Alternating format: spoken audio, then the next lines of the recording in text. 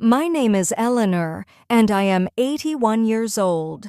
There is something I wish someone had told me when I was young, but no one ever did. I grew up in a small town where everyone knew each other. From a very early age, I was taught that stability mattered more than dreams. You need a safe job, they said. Dreams are for lucky people, not for us. I was good at drawing. When I was a child, I could sit for hours with a pencil and paper, sketching faces, houses, trees, anything I saw. My teachers noticed. One of them once told my parents, "She has real talent." My parents smiled politely. At home, they said, "Art is a hobby, not a future." So I learned to keep my drawings private. I learned to be practical. At 19, I became a secretary. At 23, I got married. At 25, I had my first child. Life moved quickly, like a river that never slowed down. I told myself I was lucky. I had a steady income. I had a husband who was responsible. I had children who depended on me. I framed my life around duty. I woke up early, prepared meals, went to work, came home, cleaned, helped with homework, and went to bed tired. Every day looked almost the same. Sometimes, late at night, after everyone was asleep, I opened a drawer in my desk. Inside were old sketchbooks.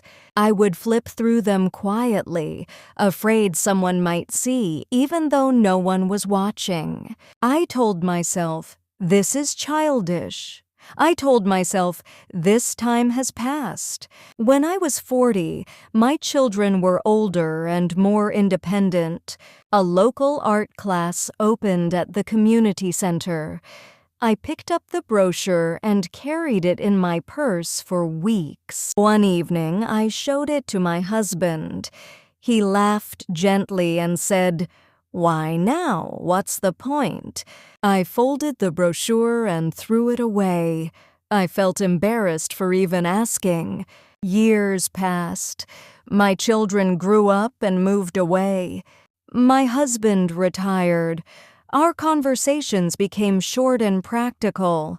We spoke about groceries, bills, doctor appointments.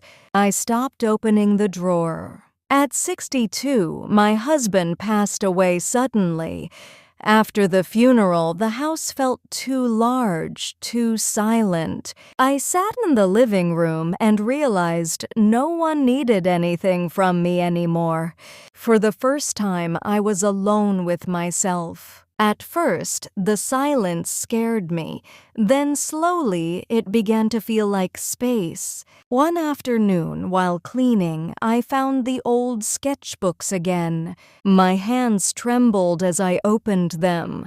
The drawings were imperfect, but they were full of life. I felt grief, not just for my husband, but for the woman I had set aside. At 65, I enrolled in an art class. I was the oldest person in the room. My classmates were young enough to be my grandchildren. I felt foolish. I felt slow.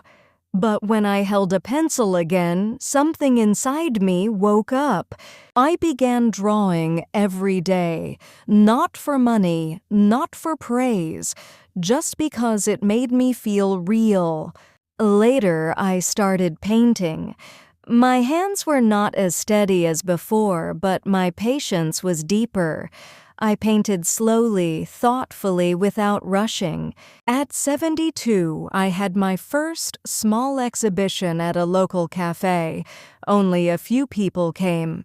One woman stood in front of a painting for a long time and said, "This feels honest." That was enough. Now I am 81 years old. I still paint every morning. I drink my tea slowly and watch the light change on the walls. I no longer believe that practicality is more important than joy. I no longer believe it is too late, but I carry regret, not because I failed, but because I waited. If I could speak to my younger self, I would say, please don't lock away the part of you that feels alive. Please don't believe that dreams have an expiration date. You can be responsible and still be yourself. You can care for others and still honor your own voice. Life will always ask for your time. Please make sure you give some of it to yourself. Don't wait until the house is empty. Don't wait until the silence arrives. This life is not a rehearsal. It is happening now.